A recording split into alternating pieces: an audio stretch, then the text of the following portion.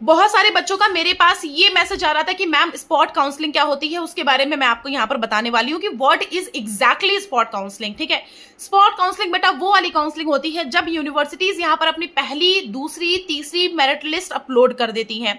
ये merit list upload होती है नॉर्मल उन सारे बच्चों के लिए जिन सारे बच्चों का वहां पर नाम आया है, उन सारे बच्चों की वो मेरिट लिस्ट होती है।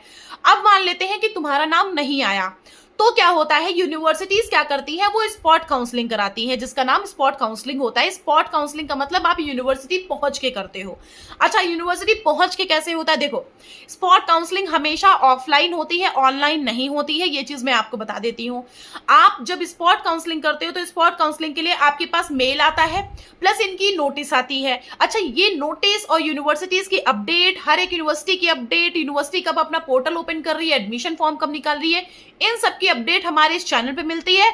हर एक सेकंड भर की खबर मैं यहाँ पर ला करके अपलोड कर देती हूँ, जो कि हर एक बच्चे के लिए बेनिफिशियल होती है। तो चैनल कर लो इसी बात पे सब्सक्राइब, क्योंकि मैं आपको अब हर एक यूनिवर्सिटी की अपडेट देने वाली हूँ। कुछ यूनिवर्सिटीज ने अपना पोर्टल जो ओपन किया है उसकी मैं अलग से वीडियो बना करके अपलोड करूंगी, सो उसके लिए आप चैनल को कर लो सब्सक्राइब। दूसरी बात, कुछ बच्चे मेरे से डायरेक्टली कांटेक्ट में आना चाहते हैं, तो उनके लिए मैं इंस्टाग्राम की आईडी और अपनी मेल आईडी दोनों ही मैंने मेंशन कर रखी है अपने डिस्क्रिप्शन बॉक्स में। वहां पे जाओ, इंस्टाग्राम पे मैसेज करो, बेटा गाइडलाइंस मिलेगी, गाइडलाइंस फॉलो अप कर लोगे तो मेरा कांटेक्ट नंबर मिल जाएगा, जिससे आप मुझे कांटेक्ट करके बात कर सकते हो, कॉल करके बात कर सकते हो, जिसमें मैं आपको आपके नंबर के हिसाब से यूनिवर्सिटीज की लिस्ट बना के देती हूँ कि इन इन यूनिवर्सिटी में आपको एडमिशन मिल सकता है, सो आप इन इन यूनिवर्सिटी में फॉर्म अप्लाई कर दीजिए। ये मैं उस मतलब जब आप कांटेक्ट करते हो तो उसमें तो पूरी हेल्प मैं आपकी करती हूँ। उसके लिए बेटा कुछ गाइडलाइंस आपको फॉलो अप करनी होती हैं। नाउ स्पॉट काउंसलिंग में जब यूनिवर्सिटी बुलाती है, सो आप स्पॉट काउंसलिंग की नोटिस आए तो आपकी फर्स्ट और सेकंड स्पॉट काउंसलिंग ज्यादातर यूनिवर्सिटीज कराती हैं। सो बेटा आपको फर्स्ट ही स्पॉट काउंसलिंग में यूनिवर्सिटी पहुंच जाना होता है।